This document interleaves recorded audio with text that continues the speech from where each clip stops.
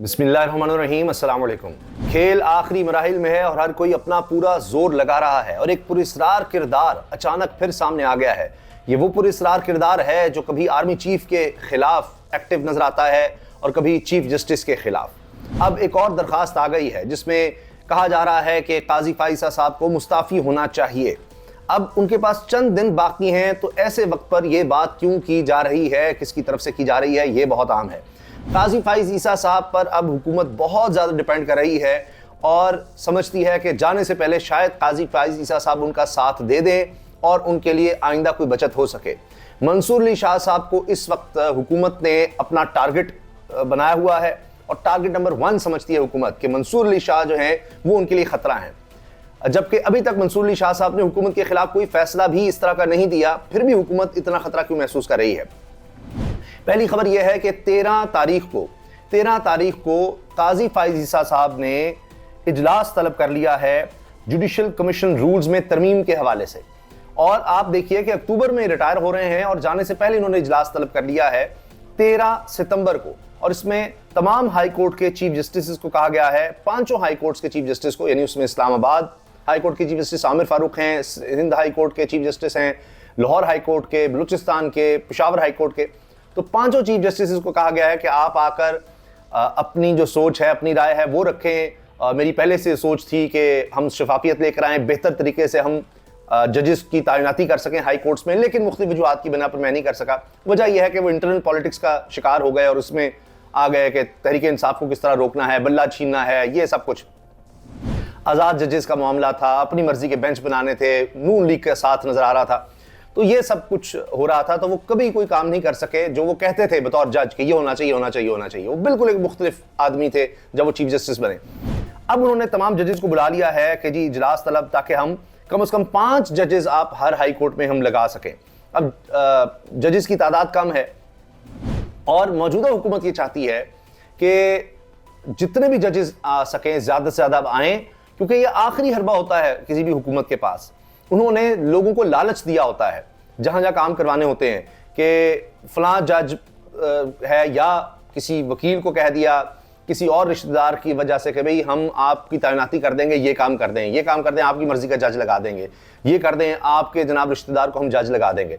तो ये तो उनके पास एक यूं समझिए कि सोने की चिड़िया होती है कि जो वो इस्तेमाल करते हैं कि अच्छा लगा देंगे। ये आखिरी उनके पास कार्ड है हुकूमत के पास, जब वो एग्जॉस्ट करने लगे हैं कि जितने लोग हैं उन सबको अब ओबलाइज करना है कि अच्छा जी सुप्रीम कोर्ट में 23 हम लगा रहे हैं, तादाद कर रहे हैं जजेस की, और अपने जज लगाकर हम सेफ हो जाएं।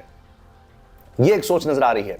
अब मंसूर अली शाह साहब से खौफ ये है कि वो आएंगे तो उन्होंने एक सोच रखी हुई है कि मैंने आकर पहले 100 दिन में ये काम करने हैं, और उनका मेन मकसद है हमारी अदलिया को जदीद खुतूत पर उस्तवार करना और उसमें रिफॉर्म्स लेकर आना, और वाकई लेकर आना।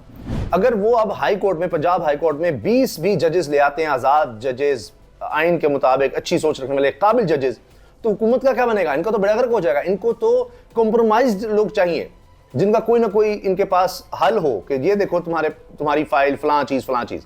तो मंसूर अली शाह साहब तो और तरह के जजेस लाएंगे। ये समझते हैं कि जी जब तक काजी फाइजा साहब हैं तो हम अपने ले आएँ। अभी ये भी खबर चल रही है कि असनाद मलिक साहब कहते हैं कि जो इस्लामाबाद हाई कोर्ट के चीफ जस्टिस हैं वो भी अब आगे जाना चाहते हैं, आमिर फारूक साहब। हुकूमत के लिए तो सिर्फ वही सेफ थे, वो हाई कोर्ट के चीफ जस्टिस हैं इस्लामाबाद हाई कोर्ट के, बाकी जजेस तो उनके काबू में नहीं आ रहे। तो ये बेंच अपनी तर्ज से बना सकते हैं, चीज़ें कर सकते हैं। तो नून लीग को बहुत फ़ायदा हुआ है, मौजूदा हुकूमत को बहुत फ़ायदे मिले हैं इस्लामाबाद हाई कोर्ट के चीफ जस्टिस से। लेकिन अब वो चाहते हैं कि मैं सुप्रीम कोर्ट में चला जाऊं ताकि मैं भी चीफ जस्टिस ऑफ पाकिस्तान बनने की दौड़ में शामिल हो जाऊं। लेकिन अगर पेशावर हाई कोर्ट के चीफ जस्टिस यहाँ आ जाते हैं तो उनका चांस कम हो जाएगा। तो अब उनको भी आगे लाने के चांसेस ज़्यादा हैं आमिर फारूक साहब को। तो फिर इस्लामाबाद हाई कोर्ट का क्या बनेगा, वो एक अलग किस्सा है, वहाँ भी मसलाइल हुकूमत के लिए बढ़ सकते हैं। अच्छा, अब आप ये देखें कि ये तो सारी गेम चल रही है। काजी साहब ने भी इजलास तलब कर लिया, हुकूमत आईनी तरामीम करने जा रही है जिससे तादाद भी जो एक तरफ जजेस की बढ़ाई जाए, वो तो कानून के तहत है, और आखिरी कोशिश की जी काजी फाइज ईसा साहब को एक्सटेंशन दी जा सके, मंसूर अली शाह का रास्ता रोका जा सके। उसकी सोच अब तक है, अगरचे अभी डिवाइडेड है, लेकिन सोच अब भी है। ज्यादा इम्कान अब भी है कि काजी साहब को एक्सटेंशन नहीं मिल रही, या काजी साहब अपने करीबी लोगों को तो ये कह रहे हैं कि मैं लेना ही नहीं चाहता, और इस तरह की बात, बल्कि वो तो इंतजार कर रहे हैं, दिन गिन रहे हैं कि जी जान छूटे जो हालात पैदा हो गए हुए हैं, आगे फिर देखा जाएगा। लेकिन अगर हुकूमत इस तरफ जाती है जो वो जाना चाह रही है, पूरी कोशिश कर रही है, तो फिर क्या होगा? 1997 की अब बात की जा रही है कि वहां पर हमने देखा कि 2 चीफ जस्टिस बन गए थे, 2 कॉज लिस्टें जारी होती थी और फिर एक जज को जाना पड़ा। तो वो सूरत हाल काजी फैसल साहब के साथ भी हो सकती है कि इनके अपने जजेस इनके खिलाफ आ जाएं, अगर ये इस तरफ बढ़ते हैं जो आईनी तरमीम का सोचा जा रहा है, जहां जजेस को काबू करने की कोशिश की जा रही है। उसमें यह हुआ था कि उस वक्त भी आईनी तरमीम लेकर आए कि जी सदर से इख्तियार छीन लिया असेंबली खत्म करने का या वज़ीर आज़म घर भेजने का, तो उस पर उस वक्त के चीफ जस्टिस सज्जाद अली शाह साहब ने उसको मुअत्तल कर दिया था। फिर तकरीरें हुई, नवाज शरीफ साहब ने सख्त तकरीरें की, उस पर तौहीन अदालत का नोटिस चला गया। इससे पहले उस पर कार्रवाई होती तो सुप्रीम कोर्ट पर हमला करवा दिया गया।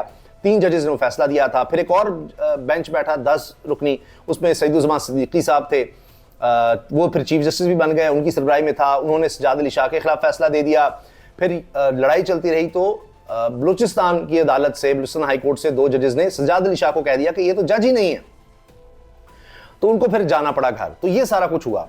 अब अगर काजी फैसल साहब जो तरमीम आती है जिसमें सुप्रीम कोर्ट को कंट्रोल किया जाता है, मिसाल के तौर पर 2 चीजें आ रही हैं। एक तो ये कि जो नजर सानी है वो पहले से ज्यादा जज सुनेंगे, पहले 23 तादाद कर देंगे, 8 जजेस का फैसला, वैसे 13 रुकनी जजेस ने कहा था लेकिन 8 ने कहा मखसूस नशिस्तें तहरीक इंसाफ को दी जाएं। तो अब हम रिव्यू में जाएंगे, रिव्यू में हम कानून करेंगे पास करेंगे कि जी रिव्यू वो जजेस नहीं सुन सकते, उनसे ज्यादा जजेस सुनेंगे, वहां पर अपने जजेस की तादाद हम बढ़ाकर और फैसला अपने हक में ले लेंगे जब तक काजी साहब हैं। ये हो सकता है।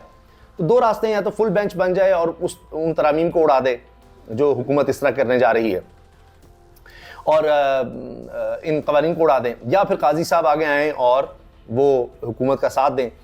उस सूरत में फिर एक अलग बेंच बने और वो काजी साहब की छुट्टी करवा दें। तो ये भी हो सकता है कि वहां फुल कोर्ट बन जाए, क्योंकि काजी साहब के पास ज्यादा से ज्यादा 4-5 जजेस हैं।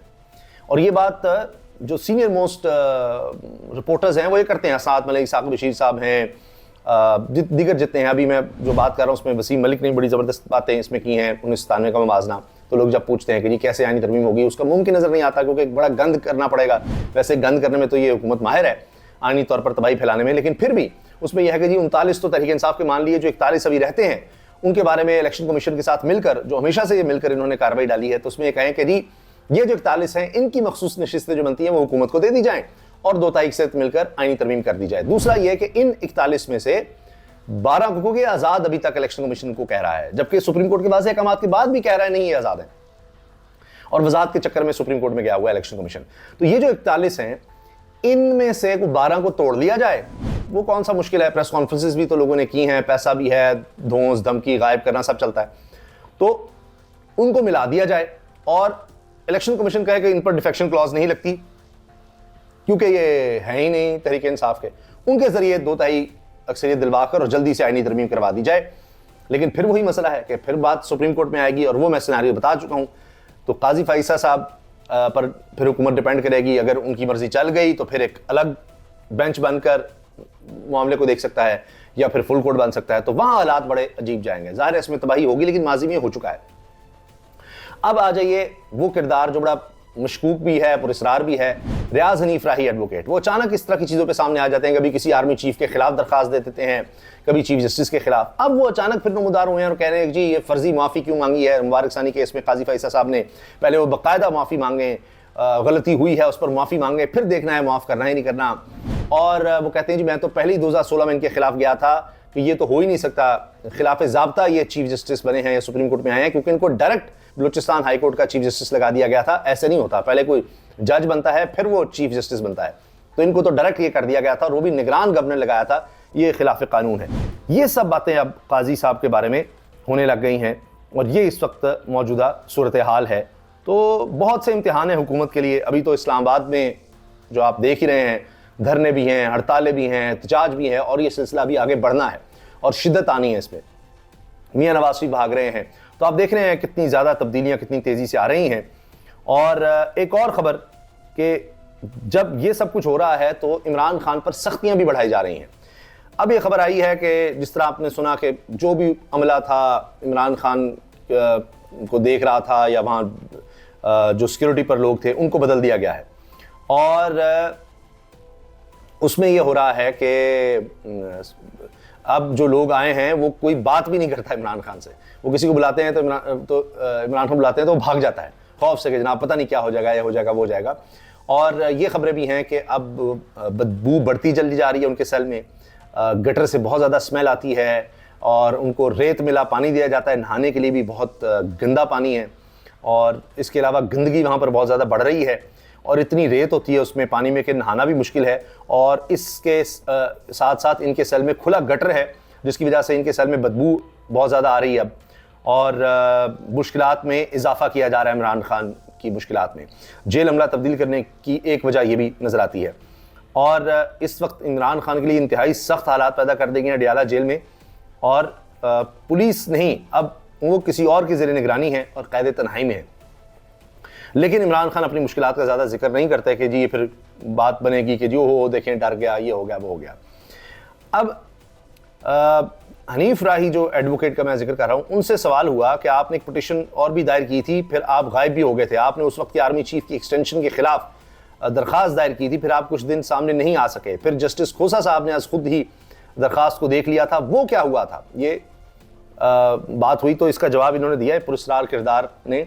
इस दरख्वास्त में सुप्रीम कोर्ट ने प्रोसीड किया था। इस जजमेंट पर बहुत सारे इंटरव्यूज़ आ चुके हैं कि सब गैर आइनी था। इस केस में सुप्रीम कोर्ट पीछे हट गई थी, मैं नहीं हटा था। फिर इनसे सवाल किया है सीनियर साफ़ी उन्होंने, जब आपकी दरख्वास्त समाअत के लिए मुकर्रर हो गई तो आप कमरे अदालत में मौजूद होते होते पेश नहीं हुए, बाद में आपने अपनी पिटिशन विड्रॉ कर ली, यानी वापस ले ली थी, क्यों? मैंने तब यही कहा था कि पिटिशन दायर होने के बाद हालात बदल गए हैं और इस बात को सुप्रीम कोर्ट समझ गई थी।